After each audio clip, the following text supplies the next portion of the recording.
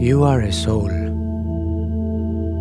more than a single life, more than a momentary flicker in time.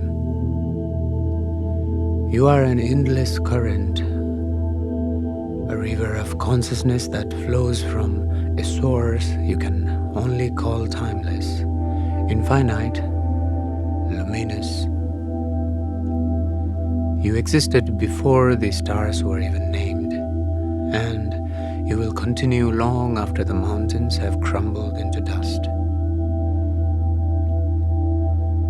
You are not merely this body that you inhabit, though it is a sacred vessel.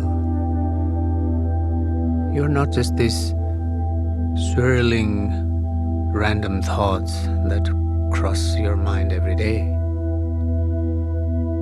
You are not just this identity that you have carefully constructed and have been wearing in this specific lifetime. The name, the job, the roles you play, these can be considered as costumes and stages. Yet at your core, you are pure essence. You are a soul, having chosen to live a vibrant, complex, and sometimes heartbreaking human experience, and you chose it all for one undeniable purpose, which is your growth. You didn't arrive here by accident. You arrived here with purpose, with intention, and with a carefully curated, let's say, curriculum of lessons that are subtly, constantly shaping you into something far more greater, far more whole than your human mind can yet comprehend. Every joy, every tear, every moment of effortless rise and painful fall, they are not random events. They are perfectly placed elements within the curriculum that your soul has selected and agreed to way before your first human breath. From the limited perspective of a human self, life appears to be linear. That you are born, you strive to grow, you experience moments of love and depths of suffering, and one day the story seems to end in a death. It's a short, straight, often frantic line. But now, gently shift your awareness and look at this experience from your soul's perspective. From this vantage point, life is not linear at all. It is a vast, ever-expanding spiral of learning, unfolding, and deepening. And the soul does not perceive a beginning or an end in the way our human mind fears. Birth and death are not boundaries. They are simply majestic doorways, let's say. They are transitions between classrooms. You, the eternal soul, stepped through these doorways again and again, and you leave behind the worn-out vessel of one life and prepare for the challenges of the next life. Each time you step through, you carry with you the cumulative wisdom, the hard-earned empathy, and the profound understandings of all the journeys before. Each subsequent life, therefore, is a chance to expand into greater love, to embody more awareness, and to claim a deeper, more profound freedom. So, when you made the significant, brave choice to enter this particular body, you consciously chose to forget who you really are. And why?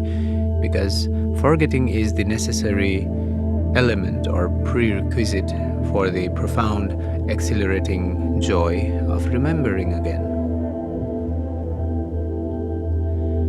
This human journey is designed for those moments of sudden clarity. Every time a moment of truth washes over you, every time you feel a flash of unconditional love for yourself or other, you are remembering, you are awakening to your deepest truth. That is, you are eternal. You are radiant and you are the love itself. Now, so why you choose a human life? Or it can also be said, the necessity of contrast.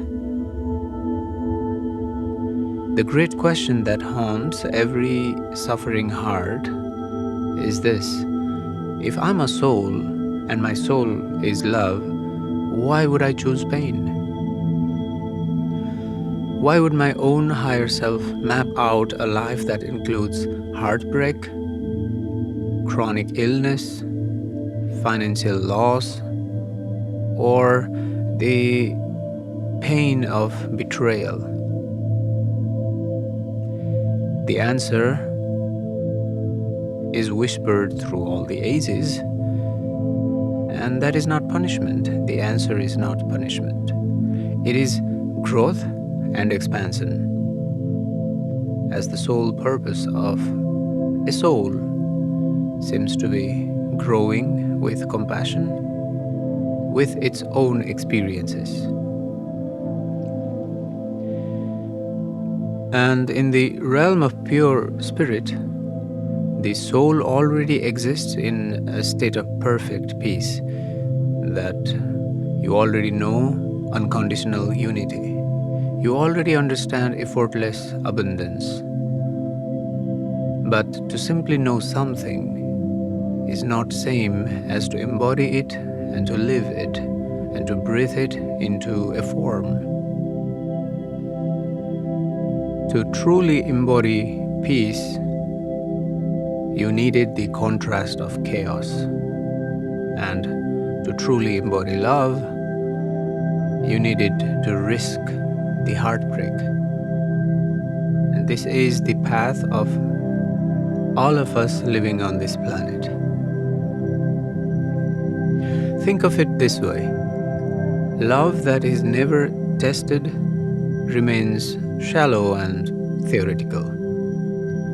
Strength that is never challenged remains hidden, again theoretical, and unearned, meaning we have not earned it. Wisdom that is never practiced within the constraints of human limitations, it remains just an idea, a philosophy floating in the void. So, your soul bravely chose the human path. It chose to taste both shadow and light, both pleasure and sorrow, because the deepest knowing comes from the experience, personal, individual experience.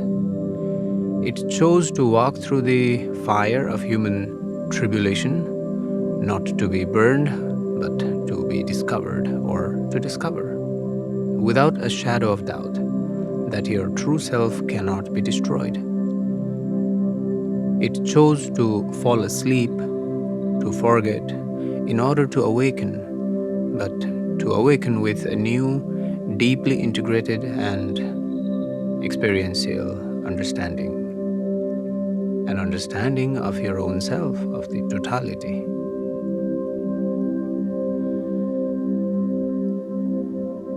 Look closely at your life now. Perhaps you have noticed a particular truth.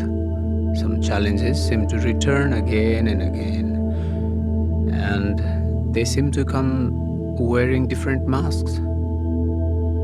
You might find yourself in the same type of draining relationship, facing same struggles, or fighting the same tiny, subtle battles within your own heart, year after year after year. This can feel profoundly unfair. can create a bitter resentment, as though the life itself is testing you without mercy, perhaps even punishing you for your past mistakes. But again, if you shift your perspective from your soul's vantage point, these repeating painful patterns are not punishments. They are the most profound, consistent, and persistent invitations that the universe can send you. They are, let's say, divine nudges. The cycle repeats not to wear you down, but because the foundational lesson has not yet been fully observed and integrated. The repeated challenge is an invitation to look deeper than the surface complaint. It is like an invitation to finally see the wisdom that is hidden below the drama, and most importantly, it is an invitation to finally, authentically choose differently. The cycle continues its orbit until the wisdom becomes just a second nature, until the wound is healed, not just by time, but by conscious will and conscious love, and until your choice is made not from the reactive place of fear, but from the grounded place of truth. The patterns are not a reflection of what you deserve. They are a perfect mirror of what you are here to learn. So the pain can be your teacher, the sacred doorway, let's say. In the moment of pain, it feels harsh, overwhelming, and absolute. It often may feel like the most relentless enemy. In the moment, it does. Every deep wound we carry, whether physical or emotional, is a pathway leading inward. Every tear that washes our face is washing our eyes clean, allowing us to, let's say, see a truth that we were previously too busy to notice. Every scar becomes a powerful, undeniable reminder of our incredible endurance and our innate strength. The soul never sends pain with intention to break us. It permits pain. It allows suffering because it knows that only these intense experiences can truly, truly awaken us. If you can look back on your darkest moments, you often find that the times of greatest suffering were followed by the periods of your most significant growth, insight, and self-compassion. Even your suffering, when viewed from the soul's perspective, it has been love in disguise. It was the tough, demanding, necessary love that pushed you out of your comfort zone and into your authenticity. So how do we break the cycle? Let's put it into 4 steps to freedom, let's say. If you are ready to shift your experience, if you are ready to exchange the cycle of repetition for a spiral of freedom, here I share 4 conscious steps to embrace your soul's lesson plan or curriculum. So step 1 would be to notice the repetition. By becoming rigorously, radically honest with yourself.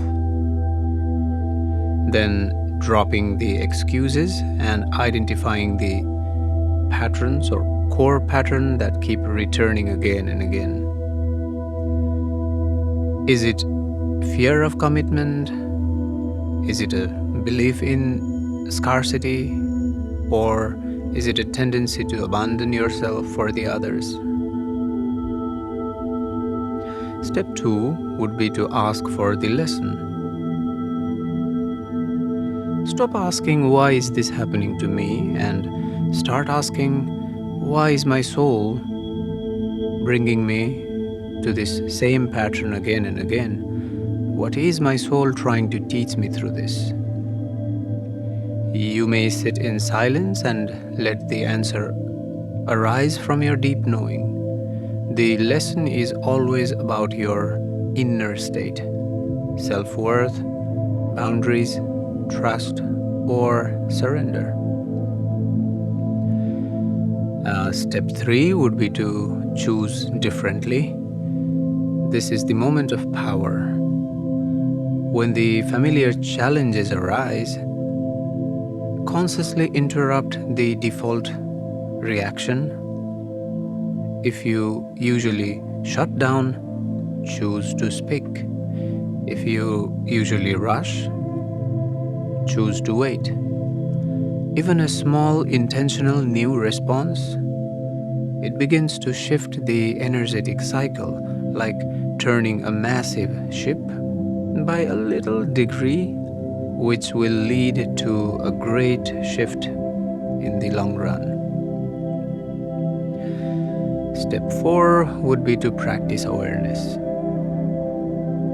Like, freedom is not a sudden lightning strike. It is the slow, deliberate work of integration. Dedicate time each day to quiet your mind through meditation, through thoughtful journaling of your feelings, or intentional silence. You integrate the new choice and solidify the wisdom you have gained with these practices.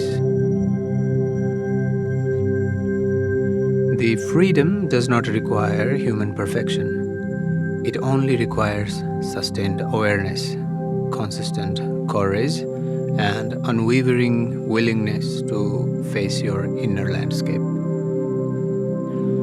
And with each mindful step you take away from the old script, your soul rejoices and whispers to you, yes, you are finally awakening to the truth of your power.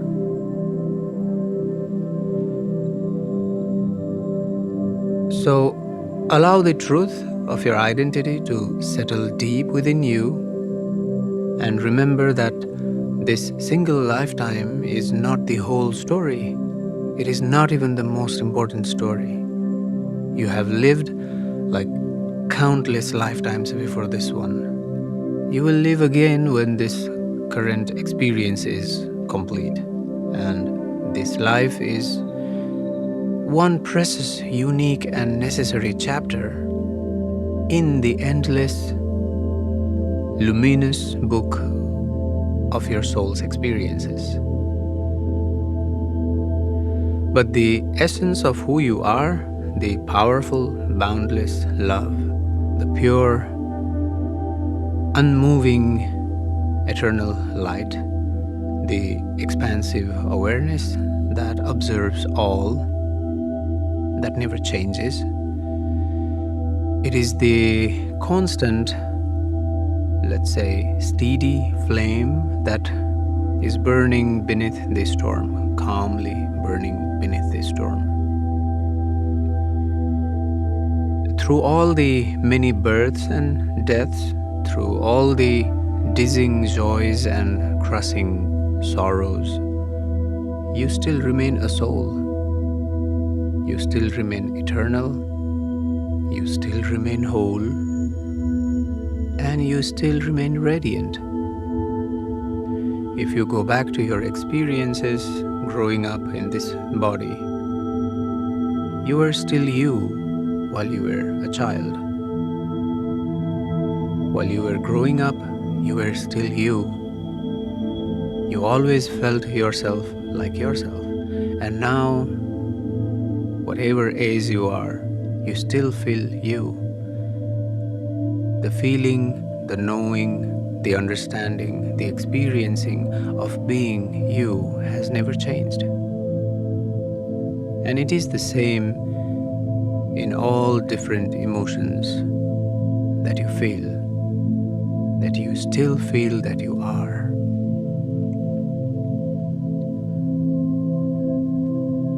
So hear this truth and let it become the core function of your reality. You are not defined by your struggles. You are not bound by your fears. You are not diminished by your wounds. And you are not even contained within this single lifetime. You are a soul. You are pure, flowing light, experiencing a vibrant human life solely for the sake of your own magnificent, boundless growth. So, every person you meet is your teacher, whether they bring comfort or discomfort. Every challenge you face is your lesson. It reveals your current strength and where you should work more. Every painful repetition is your soul's most powerful, personalized, let's say, an invitation to awaken, to know yourself. And in every silent breath you take, in the spaces between your thoughts, your eternal soul is constantly saying you this unchanging truth that you are safe, you are loved, and you are never, never alone.